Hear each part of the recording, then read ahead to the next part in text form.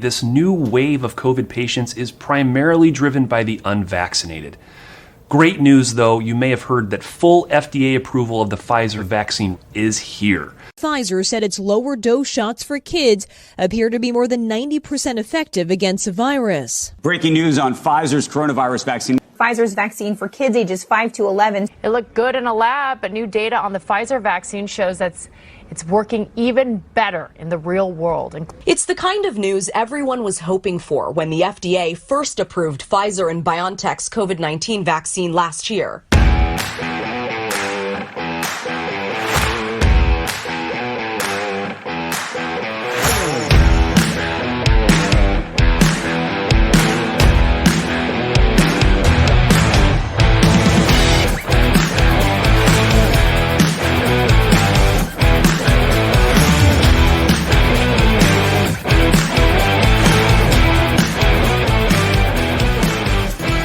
Lobbyists. What would we ever do without them? I mean, really, a lobbyist is a legislator's best friend. Most of us, though, really hate them. And we probably don't even know exactly what a lobbyist does, except for they influence public policy. But how do they influence legislators to vote a certain way?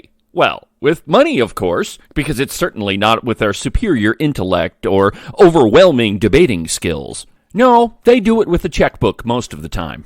Yeah, the bank account. And every single one of these lobbyist critters runs around our state capitol with a book in their back pocket with a never-ending pile of checks ready to write a campaign donation to anyone with their hand out. And you'll never guess who's been singing the woes of poor and destitute campaigning in this great state of Wyoming.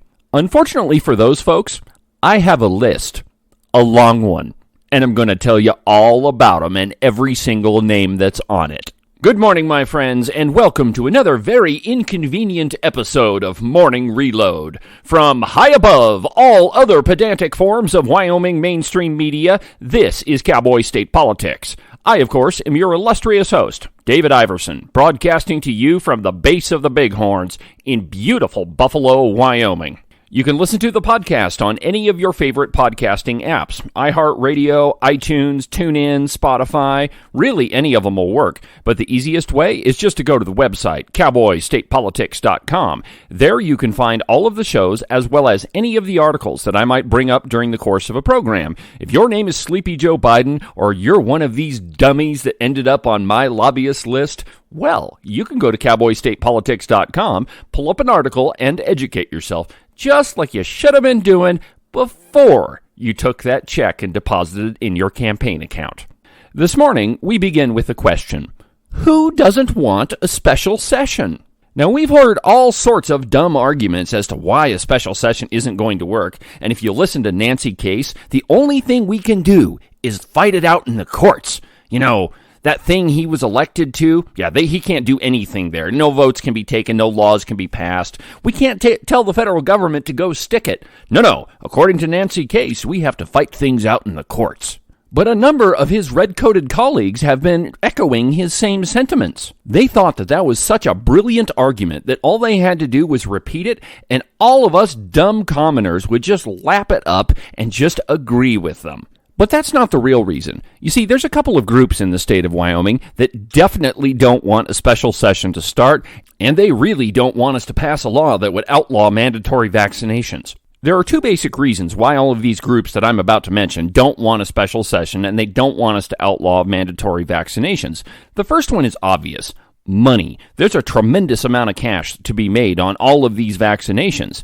And the companies that made this shot that they're calling a vaccine stand to make a tremendous amount of money off of it, even in this great state of Wyoming. And to make sure that happens, they employ lobbyists. Now, lobbyists are a bit like snipes. You know, you remember when you were little and you'd go on that snipe hunt for this mythical creature that never showed up. By the way, did you know that we actually do have snipes in Wyoming? They're called the Wilson snipe. Yeah, but they're few and far between, which is why we don't see them anymore. But enough ornithology. Let's get to the discussion of the rodentia. The second reason why these groups don't want a bill banning vaccine mandates is power. It reduces the amount of power they have over you. If a vaccine isn't mandatory, well, they have no method by which to force you to become a compliant little sheep.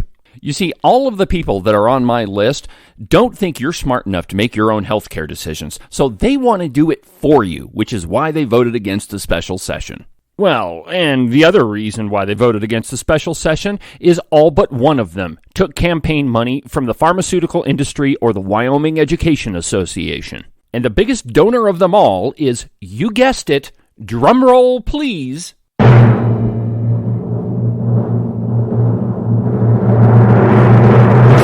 Pfizer vaccine.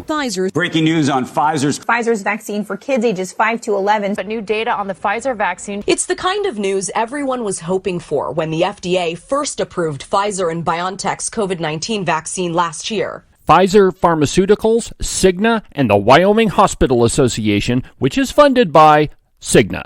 In Wyoming, it's actually pretty easy to look up these campaign donations. It's a system called WYCFIS. It stands for Wyoming Campaign Finance Information System. And if you just go to a search engine and type in Wyoming Campaign Finance, you'll find the website. You just click on it, and you can pretty much search for any one of our legislators and see who they've been taking money from.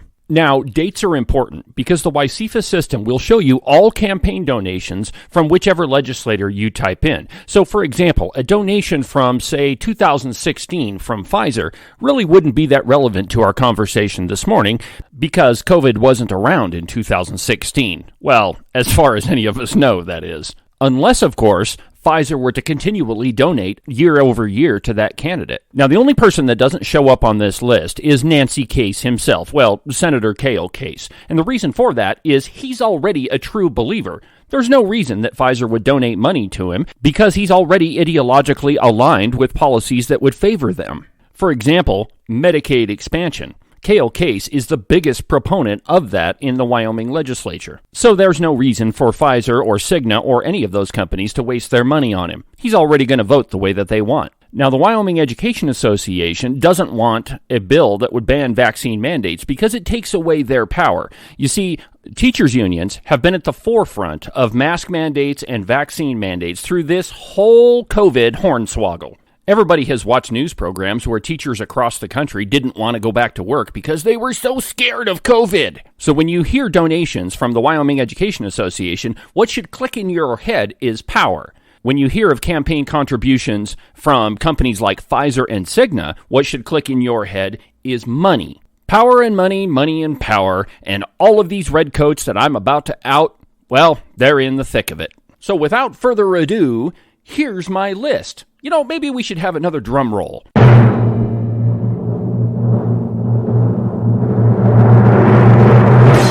We begin with the venerable upper house, the Senate, with Senator Anderson. Yeah, he took money from the Wyoming Medical PAC. Now remember, they're funded by Cigna. And he also took another donation directly from Cigna, from the Wyoming Hospital PAC, and from Pfizer. Senator Baldwin, Pfizer, the Wyoming Medical PAC, Cigna, and the Wyoming Education Association. Yeah, they gave him $1,000. Senator Ellis, Pfizer, Wyoming Medical PAC, and Cigna. Oh, Senator Landon, Pfizer and Cigna. Senator Pappas, Pfizer and Cigna. The Venerable Charlie Scott, Wyoming Medical PAC, and Pfizer. Senator Wasserberger, the Wyoming Medical PAC, Pfizer, and the Wyoming Medical Association. To the House of Representatives, where we start with Landon Brown. By the way, it's been something like 252 days since Landon Brown agreed to an interview on Cowboy State Politics. But anyway, he took money from the Wyoming Education Association, about $1,000, Pfizer and Cigna. Representative Banks, the Wyoming Education Association, and another interesting point, there's a donation from Joe Barbuto. Joe Barbuto is the chairman of the Wyoming Democrat Party. Representative Burkhart, he got a donation from Eric Barlow, Redcoat Speaker of the House, Eric Barlow, Cigna, and the Wyoming Medical PAC. Yep, that's Cigna again. Connolly, Cigna, the Wyoming Education Association, Cigna Political Action Committee, that's a new one there, and the Wyoming Medical PAC. Danny Eyre, he took money from the Wyoming Hospital Association, and Bill Henderson. You remember him, don't you? Oh, I think you got to stop and take a look at what you're doing here. I speak against this because it kind of reminds me of that fairy tale, Cinderella.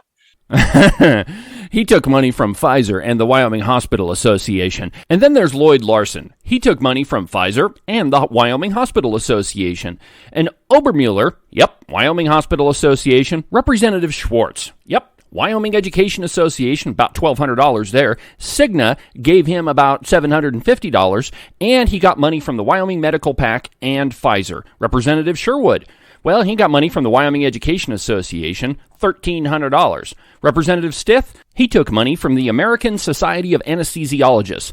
Different, but still medical. And then, last but not least, Representative Sweeney. He took money from the Wyoming Medical PAC, the Wyoming Hospital Association, and Cigna.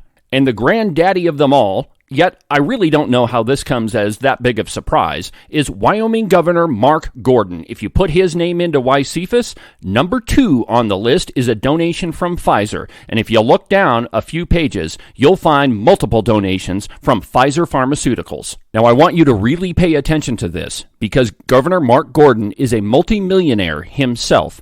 Why does he need to take money from pharmaceutical companies like Pfizer? The only answer I've really got to that question is so that that pharmaceutical company has skin in his game.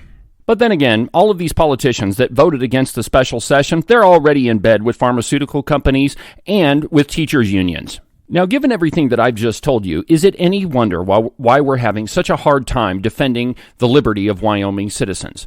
Now, the one thing I should probably point out is I didn't look into any of the representatives and senators that didn't vote at all for the special session. I'm sure if you type their names in, you'll probably come up with similar results. I've posted a link to the Wyoming Campaign Finance Information System at cowboystatepolitics.com.